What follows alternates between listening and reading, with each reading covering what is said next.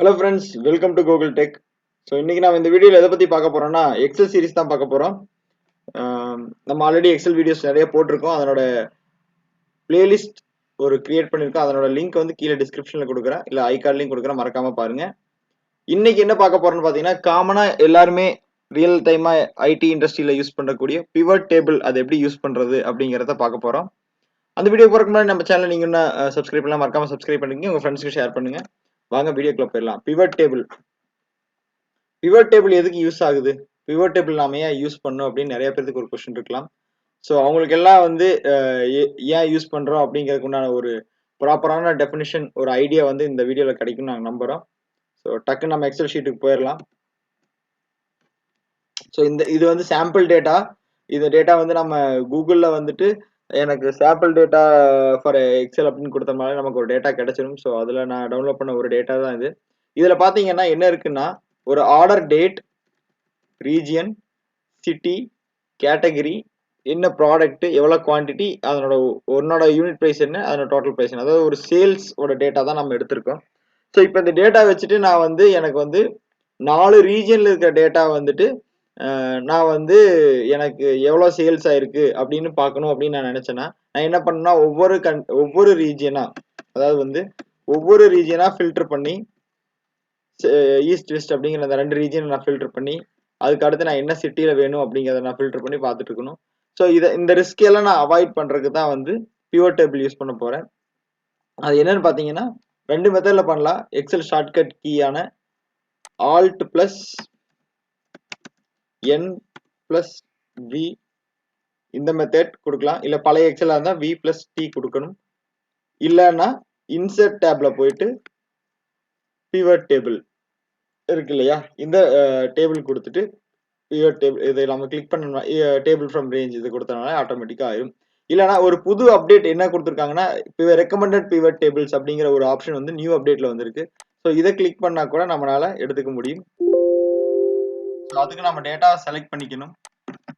டேட்டாவை செலக்ட் பண்ணிட்டு insert recommended pivot tables கொடுத்தோம்னா அதுவே நமக்கு காட்டும். ஸோ இங்க பாத்தீங்களா, என்னென்ன சிட்டியோட சேல்ஸ் எவ்வளவு வந்திருக்கு, இல்ல இங்க வந்து பாத்தீங்கன்னா டோட்டல் பிரைஸ் எவ்வளோ, இல்ல வந்து குவான்டிட்டி எவ்வளோ, கேட்டகரி வைஸா எனக்கு குவான்டிட்டி எவ்வளோ ஆயிருக்கு அப்படிங்கிறது எல்லாமே வந்திருக்கு. நம்ம இது எது வேணாலும் செலக்ட் பண்ணிக்கலாம். இல்ல நான் வந்து என்னோட ஸ்டைல்ல நான் போக போறேன் அப்படின்னா, நான் வந்து பிவட் டேபிள கிளிக் பண்ணிட்டு நியூ ஒர்க் ஷீட்டா எக்ஸிஸ்டிங் ஒர்க் ஷீட்டான்னு கேட்கும். கண்டிப்பா நீங்க வந்து நியூ ஒர்க் ஷீட் கொடுத்துக்கிறது ரொம்பவே நல்லது. கொடுத்துட்டீங்கன்னா ஆட்டோமேட்டிக்கா எங்களுக்கு பிவட் டேபிள் இங்க கிரியேட் ஆயிரும். இங்க நம்மளோட காலம்ஸ் எல்லாமே லிஸ்ட் டவுன் ஆயிரும். பிளஸ் வந்து 4 காலம், 4 ஏரியா நமக்கு இங்க கிடைக்கும். Filters, columns, rose and values. So இது நம்ம எப்படி பார்க்க போறோம் அப்படிங்கறத வந்து இங்க பார்க்க போறோம். இப்போ நான் வந்து என்ன பண்றேன்னா, எனக்கு வந்து ரீஜியன் வைஸா என்னோட சேல்ஸ் எவ்வளோ இருக்கு, அதாவது டோட்டலா எவ்வளோ சேல் ஆயிருக்கு அப்படின்னு நான் பார்க்க போறேன். ஸோ இதுதான் வந்து என்னோட ரீஜியன் வைஸ் சேல்ஸ். இல்ல எனக்கு ஃபர்தரா சிட்டி வைஸா வேணும் அப்படின்னா, நான் வந்து சிட்டியை வந்து காலம்ல கொடுத்தேன்னா எனக்கு பர்ஃபெக்டா வராது. ஏன்னா எந்த சிட்டி எந்த ரீஜன்ல வரும்னு தெரியாது. ஸோ அதனால நான் என்ன பண்றேன், ரோஸ்லயே வந்து நான் எகைன் சிட்டியை கொடுத்துட்றேன். ஸோ ஈஸ்ட்ல வந்து போஸ்டன், நியூயார்க்ல வந்து எனக்கு இவ்வளோ ஆயிருக்கு, வெஸ்ட்ல வந்து லாஸ் ஏஞ்சல்ஸ், சாண்டியோகோல வந்து இவ்வளோ சேல்ஸ் ஆயிருக்கு அப்படின்னு சொல்லி வருது.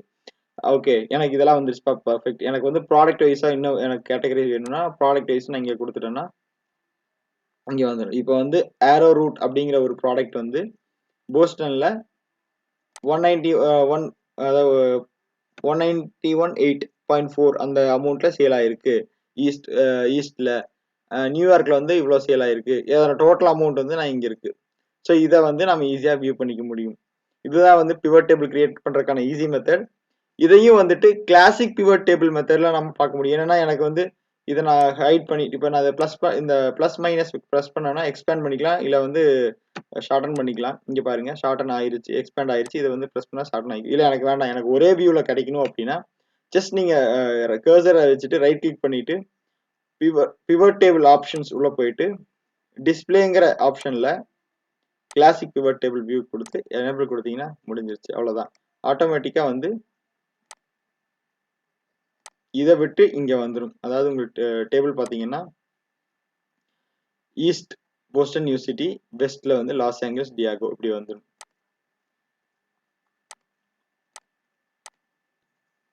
கிளாசிக் மெத்தட் எனேபிள் ஆயிருச்சு. ஸோ இதுதான் நம்ம ஈஸியான மெத்தட்.